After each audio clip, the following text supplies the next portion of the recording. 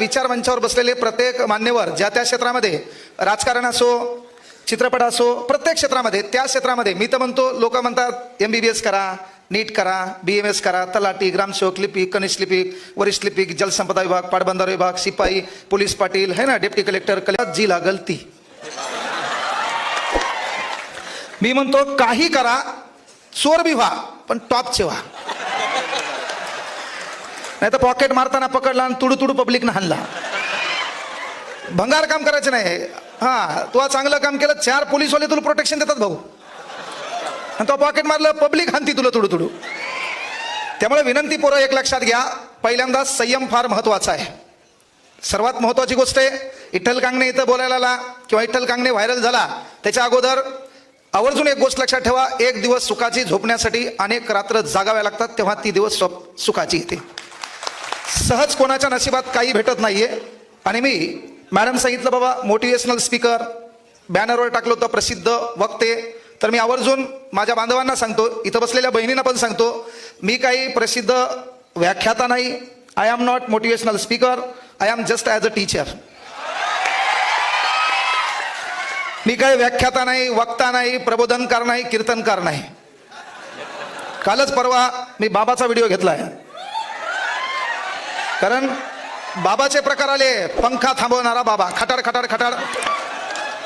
बाबाचा प्रकार आला, दारू सोडवणारा बाबा, रप्पा रप हाणायला ती. एक बाबाचा नवीनच प्रकार आला, ते घुंगट टाकते मधात म्याओ म्याओ. अरे म्हणजे याच्यातून कुठतरी आपल्याला पुढे जायचंय पोरो. 8 अब्ज जगाची लोकसंख्या आहे. जगानं आपल्याला एंटरटेनमेंट आणि कॉमेडियन मध्ये घेऊ नाही. आपल्याही अस्तित्वाची परख या महाराष्ट्रात राहिली पाहिजे. 393 वर्षानंतर चौकात चौकात आपला बाप उभा आहे, चेहऱ्यावर तेज आहे, हातात लकलकती तलवार आहे, the name of Chhatrapati Shivaji Maharaj. अरे ते आपल्याला काहीतरी करायचंय, म्हणून आपल्याला एंटरटेनमेंट मध्ये काय, आता भरपूर जणांनी सांगितलं, कारण काय व्हायला माहितीये का, आपलं पोरग सध्या रिअल लाईफ मध्ये बेजार आहे, त्याची रिअल लाईफ महत्वाची आहे. मी कार्यक्रमाला गेल्यावर एका ठिकाणी बॅनरवर नाव टाकलं रील स्टार. मी त्याला म्हणलं पहिले बॅनर काढून टाक, ते भिकारचोट चाळे मला सहन होणार नाहीत. डायरेक्ट बॅनर काढून टाक. का? अरे तुम्हाला तुमच्या अस्तित्वाची परख असली पाहिजे. आपण जे काम करतो ते नेक करता आलं पाहिजे. महाराष्ट्रात लाखो क्लास घेत असतील, त्याच्याशी मला घेणदेण नाही, पण ज्या महाराष्ट्रातल्या पोलीस भरतीच्या पोरांनी आपल्याला मोठं केलंय, त्यांचं कुठलंही आंदोलन असो, कुठलाही लढा असो, त्याच्यात भाऊ या नात्यानं तुमच्या पहिले पुढं असेल. आणि हे का बोललो मी, काल परवा आज नांदेडचं काहीतरी जालन्याचं मॅटर झालं. महाराष्ट्रात 2000 पोरं दररोज फोन करतात. ते फोन याच्यामुळे करतात, त्यांच्यापर्यंत जावं लागते. आजकाल जो तो उठो, भाषण देतो, वक्ते म्हणून तयार आहेत. जगातला एकमेव देश आहे जिथं दररोज बोलबच्चन दिल्या जातात, तरी सुधारणा धतुरा काहीच नाही. भाषण कसं करावं आहे ना, बॉडी लँग्वेज पाहिजे, राहणीमान पाहिजे, टापटिक पाहिजे, काही धतुरा पाहिजे नाही. तुझ्या मनात रियालिटी पाहिजे, तेव्हा डोक्यावर लोक घेतात तुला. आणि लोकांनी ते केलं आणि आपल्याला त्याच्या पलीकडे जायचं होतं. 18-19 तारखेला तुमचा परभणीला पेपर आहे पोलीस भरतीचा. अंदाजे अनुमान गव्हर्नमेंटचा आहे. लक्ष्मीनारायण मंगल कार्यालय बस स्टँडच्या बाजूला. नेमकंच ऍडव्हान्स त्याला दिलंय. तुमच्या खाण्यापिण्या राहण्याची सर्व व्यवस्था तुमचा भाऊ करणार आहे. आणि हे का करायलो हे बी लक्षात घ्या. मला नेता व्हायचं नाही, पण नेत्यापेक्षा मी सध्यात भारी आहे. मला कुठलंही वेद आमदारकीचं नाही, कशाचं नाहीये. आणि आमदार किला असेल किंवा नेत्यामध्ये आपली जी लोक आपली गुणवत्ता ओळखतात, आपल्यासाठी लढा देतात, मग ते राजेश भाऊ आहेत, त्यांना तिथपर्यंत पाठवण्याचं काम तुमच्यासारख्या लोकांनी करायचं. ते तुमचं काम आहे. प्रत्येकच जण राजकारणात गेला तर मग हे तुम्हाला शिकवायचं कोणी? तुम्ही बिघडल्यावर तुम्हाला शिवा कोण द्यायच्या? आणि म्हणून मी म्हणताना म्हणलो की ताईला पण म्हटलं की बाबा पण वक्ता व्याख्याता नाहीये, कारण जगातला एकमेव देश आहे. मी अनिल सरांचा एका कार्यक्रमात भाषण ऐकताना पाहिलं की जो माणूस तळमळीनं बोलतो आणि बोलतो तशी कृती करतो, त्या माणसाला डोक्यावर घ्या. नाहीतर पोपटपंची बोलबच्चन करून भाषण शिकून तुम्हाला इमोशनल करणारे लोक या देशात झाले. मायबापावर बोलले तू कोमात, 15 मिनिटांनी विसरून गेला मग माय काय करते, बाप काय करते. इथं असा कोणी पालक आहे एखाद्या दुकानावर काम करतो, त्या पालकांनी नम्रतेने उभं राहा. तुमचा मुलगा म्हणून मला विचारायलो फक्त. एखादा पालक आहे जो एखाद्या दुकानावर काम करतोय, ए गध्या पालक म्हणलो मी केळ्या, त्याचं लग्नच नाही धतुऱ्यान त्याला घाल उभं करायला. अरे थोडा सेन्स आपण चालू काय. एखादा पालक जो काम करून आपल्या लेकरांना शिकवतो, त्या पालकाने फक्त उभं राहा. विनंती आहे तुम्हाला. हे का कशामुळे विचारलं लक्षात घ्या. राईट. आपल्या कार्यक्रमाचं नाव पूर्ण युवा संवाद आहे. मी तर स्पर्धा परीक्षेवर बोलायला आलो. युवा संवाद कार्यक्रम आहे. आणि आपली लढाई काय माहिती आहे का, आपल्या देशात सर्वात मोठा प्रॉब्लेम आहे अनिल सर, ज्यानं मार खाल्लाय आणि ज्यानं मार खाऊन आले हे दोघं एकमेकाला भाषणं देतात. ज्यानं बेमोत मार खाल्लाय आणि एक नेमकं ज्याचे ओळख बुजायला आलेत ते दोघं एकमेकाला भाषणं देतात. आणि म्हणून आपल्या देशाची परिस्थिती बदलायची असेल तर एसी गाडीत बसून बिस्लरीचं पाणी पिऊन दुष्काळावर गप्पा आणता येत नाहीत. त्यासाठी रणरणत्या उन्हात फिरावं लागते, आपल्या बापाच्या पायाला पडलेल्या भेगा पाहाव्या लागतात. आणि म्हणून मी काय विचारलं की बाबा, जो एखादा पालक एखाद्या किराणा दुकानावर कपड्याच्या दुकानावर काम करून त्या लेकराला शिकवत असेल तर त्या लेकरांनी कुठल्याच जगातल्या चित्र विचित्र चाळ्यामध्ये गुंतता कामा नये. तुम्हाला जगात कांगणेसरच्या भाषणाची गरज नाही, कुठल्या मोटिवेशनल स्पीकरची गरज नाही. ज्याचा बाप एखाद्या किराणा दुकानावर काम करतो तो दुकानदार एखाद्या गल्ल्यावर बसलेला असतो ना, आपल्या बापाला ऑर्डर देतो, ती हे ऑर्डर पाय, त्यांचं काय आलं पाय, ते पुढे बांध, ती बॅग पॅक कर. तेव्हा आपल्या बापाचा मान सन्मान पाहायचा, बापाची बनेल पाहायची, बापाची काम करण्याची प्रवृत्ती पाहायची. आणि 1 महिना झाला आपला बाप कसा झेक मारून त्या माणसासमोर पैशाची विनंती करतो. आणि हे जगातलं सर्वात मोठं मोटिवेशन आहे. याला कोणत्या चायऱ्या गैऱ्याच्या भाषणाची गरज नसते. म्हणून सांगितलं की ती गरिबी आपल्याला ओळखायची, तो लढा आपला आहे. हे पोलीस भरती म्हणून मॅटर नाही. पोरं एक आवर्जून विनंती सांगालो, काही करा, कुठल्याही क्षेत्रात जा, तुम्हाला इथं कुठल्याही फील्डमध्ये गेले मॅटर नाहीये, पण ज्या परिस्थितीत तुम्ही गेले ती परिस्थिती तुमच्या ध्यानात असणं गरजेचं आहे. मला क्लासमध्ये 3,000 रुपये फीस भरली नाही म्हणून जेव्हा परभणीतल्या एका शिक्षकांनी वर्गातून उठून दिलं होतं, मला एक मुलगी आहे तिची शपथ घेऊन सांगतो, माझ्या क्लासला आय कार्ड बी नसते. कोण बसते माहीत नाही, कोण कोणत्या बॅचला बसते माहीत नाही, कोण फीस भरली माहीत नसते, वर्ष देणारा बराबर देते. 34,000 रुपयामुळे आपल्याला आपलं सामान क्लासमधून बाहेर फेकावं लागलं होतं. एका महिन्यामध्ये म्हणजे 13 दिवसात 100 रुपयाच्या बॅचनं कांगणे सरला 1,17,00,000 रुपये दिले ते ना. जे पैसे मी 50 वेळा मोजू लागलो, हे खरंच एवढे आहेत का?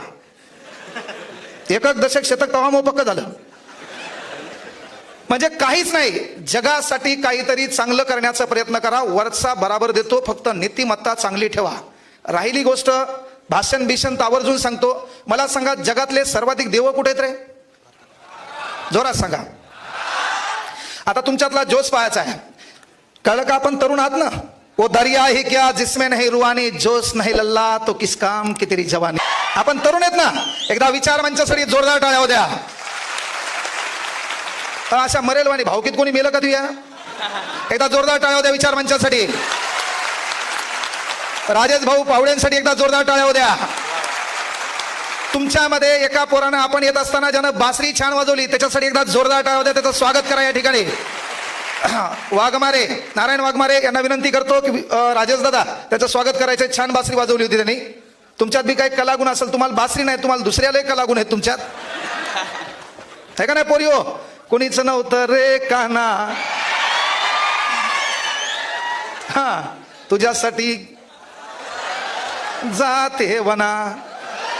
तर आमच्या पोरांनी स्पर्धा परीक्षेचा अभ्यास केलाय. नांदेडमध्ये कुठलंच जंगल नाही बाब्या, आहे किनवटमध्ये थोडाफार पैनगंगेचा भाग आहे ना. हो चल, म्हणजे आपल्या लोकांना ओळखणं गरजेचं आहे. मी आवर्जून सांगितलं जगातले सर्वाधिक देव कुठे आहेत. आता मला सांगा, कधी अमेरिकेत ऐकलं का रे मारियाईची पूजा? अमेरिकेत ऐकलं कधी मारियाई अंगात आली? आणि मी आवर्जून सांगतो, अरे भारतातलं कुठलंही स्टेज असो त्या स्टेजवर महिला बसली या भारतातल्या कुठल्या धार्मिक ग्रंथामुळे आणि आपल्या बापाने लिहिलेल्या संविधानामुळे, डॉक्टर बाबासाहेब आंबेडकर. अरे हे कार्य आहे म्हणून ती अंधश्रद्धा बाजूला फेकावं लागल. तिकडे एवढे मोठे बाबा आहेत तरी ते लोक आपल्या इकडे काम करायला काऊन आले भाऊ? तिकडे पंख्यावाला बाबा आहे. आता 80,000चं परमिशन होतं, 2.5 लाख लोक जावं का? आणि कायासाठी गेले म्हणा? बाबाच्या पायाखालची धूळ आणायला, माती आणायला. आता एका माणसाच्या पायाखाली माती बसल किती बापा? 15,000 स्क्वेअर फूटचा एक परस खडा खाणावा लागेल का नाही? पण आपण लय दलिंदर रे, माती का एकटा खाणार का तू? भावकील देणार? म्हणजे याच्यातून कुठतरी परिवर्तन व्हावं म्हणून सांगितलं जगातले सर्वाधिक देव कुठे या भारत देशामध्ये. कधी अमेरिकेत ऐकलं का खासदाराच्या अंगात मर्यादा आली? ऐकलं कधी? अरे मग हे वेगवेगळे देवाचे प्रकार कुठं आले? आपल्या इथं. जगातले सर्वाधिक जास्त संत कुठं? या भारत देशात. संतांनी काय केलं? अरे एकात्मता पेरण्याचा प्रयत्न केला. आपण गेली वर्षानुवर्ष कोणतरी बोलणं हे काम आहे, ऐकणाऱ्याचं काम आहे, सोडून देणं आपलं काम आहे, कारण आपण भारतात राहतो. मग जगातले सर्वाधिक देव भारतात, जगातले सर्वाधिक संत कुठं? प्रबोधनकार कुठं? कीर्तनकार कुठं? वक्ते कुठं? समाजसुधारक कुठं? क्रांतिकारक कुठं? वक्ते कुठं? दलिंदर कुठं? गरिबाचा कार्यक्रम करणारे, शेती लुबाडणारे, 10चे 20 करणारे, फायला फिरवणारे, संडासचे पत्र गायब करणारे, शाळेची घंटी चोरणारे, शाळेचं पत्तर गायब करणारे, सिमेंट रोड गायब करणारे, संडास बांधलंच नाही ते दाखवणारे. काय धतुरा परिवर्तन झालं बे? परिवर्तन काय झालं? बोल बच्चनचा भागे जे ते आले काहीतरी असं करू, याव करू, त्याव करू. अरे आपली मेंटॅलिटी काय माहिती का? जेव्हा आपल्यावर येते का तेव्हा आपल्याला देश आठवतो. जेव्हा आपल्यावर संकट आलं तेव्हा आपल्याला जात आठवली. जेव्हा आपल्यावर संकट आलं तेव्हा आपल्याला धर्म आठवतंय. आणि हा भारत म्हणजे कोणत्या धर्माची मक्तेदारी नाही. इथं सर्वांचं नेतृत्व आणि कर्तृत्व आहे. संविधानाच्या कलम 1 मध्ये India that is a Bharat shall be union of states. Not एखाद्या धर्मावर, एखाद्या जातीवरून या देशाच्या संविधानाची ओळख नाहीये. आणि म्हणून संविधानाच्या कलम 1 मध्ये भारत माझा देश किंवा भारत नावाचा उल्लेख, India that is a Bharat. इथं नारे दिले काही काही नाही जय श्रीराम, इथं नारे दिले काही काही नाही छत्रपती शिवाजी महाराज, इथं नारे दिले जय भीम. बरोबर द्या, पण ते सर्व करत असताना आपला तिरंगा छातीतून गायब होणार नाही याची काळजी घ्या. काही करा, तो देश आपला टिकला पाहिजे. नाहीतर राजकारण असेल, काही असेल. इथं आत्महत्याचा विषय निघाला, तरुण मरायला. तो मरताना त्याच्या करिअरमुळे मरणं, आणि जो करिअरमुळे मरतो तो माईच्या पोटातच हरामखोर मेलेला बरा. ती बोलणं म्हणून मरायले. अरे बाबा, या जगाची एवढी मोठी लोकसंख्या आहे, तू स्पर्धा परीक्षेचा अभ्यास करतो, एका प्रश्नाला 4 ऑप्शन काऊन दिले रे तुला? तो काम आहे ना, तुला 4 ऑप्शन तिथं काय दिलेत? हे नाही तर ते. आणि मी बोललेल्या गोष्टी ज्याला कळत नाही ते नाबालिक आहे. म्हणजे कॉमन गोष्ट काय की आपल्याला ही मेंटॅलिटी, अरे मराव कोणासाठी? देशासाठी. मराव कोणासाठी? समाजासाठी. मराव कोणासाठी? धर्मासाठी. मराव कोणासाठी? मानवतेच्या एकात्मतेसाठी. भगतसिंगांनी, त्यांना वाटलं नसेल का प्रेम करावं? त्यांना वाटलं नसेल भौतिक सुखाचा फायदा घ्यावा? नाही. त्याने काय सांगितलं? मेरी आदत से वाकिफ है मेरी कलम, जब भी इश्क लिखना चाहता हूं इनकलाब लिख देता हूं, इनकलाब लिख देता हूं. अरे त्यामुळे हे लोक मोठे आहेत. आणि आता तू मरत असेल तर मग इच्छा आहे पाकिस्तानला जाय, तिथल्या 4-5 जणांचं कुटाने कर, तिकडच मर. माझ्या गळ्यातली शाल त्या छातीवर, मला भेटलेलं पुष्पगुच्छ तुला, आजचं मानधन बी तुझ्या घरच्याला, तू मरच मात्र. अरे मरावं कोणासाठी? का मरावं? याचे धुऱ्यावर भांडणं चालू आहेत, याचे भावकीत भांडणं चालू आहेत. युवा संवाद म्हणून नाही, मानवतेच्या एकात्मतेच्या शिकवण्यासाठी मी आलो. युवा संवाद म्हणल्यावरती हे प्रश्न विचारू लागतील. त्याच्यात असे काही काही प्रश्न आहेत, त्याचं उत्तर या देशातल्या डॉक्टराला बी सापडलं नाही. आपल्या इकडे आलेला सर्वात मोठा रोग आहे कसं तरी व्हायला. आता कोणत्याच डॉक्टरला त्याचा इलाज भेटला नाही. आणि याचा एक डायलॉग, सर मग मन लागणं, मग हा अभ्यासात मन लागा, तुझ्यासमोर नाचू का नेमकं काय करू? म्हणजे असे काही इलाज या देशामध्ये की या तरुणांचं झालं काय माहिती आहे का? आपल्या जीवनाची तुलना जगातल्या कोणत्याच हरामखोराच्या जीवनाशी करू नका. जगात 8 अब्ज जरी लोकसंख्या असेल तर तुम्ही समोन स्पेशल आहात. तुमच्या नशिबात जे असेल, तुम्ही जे काम करता, मायबापाच्या कष्टाची तुम्हाला जाणीव आहे, देवाला झक मारून तुमच्या पदरात ते द्यावाच लागणार आहे.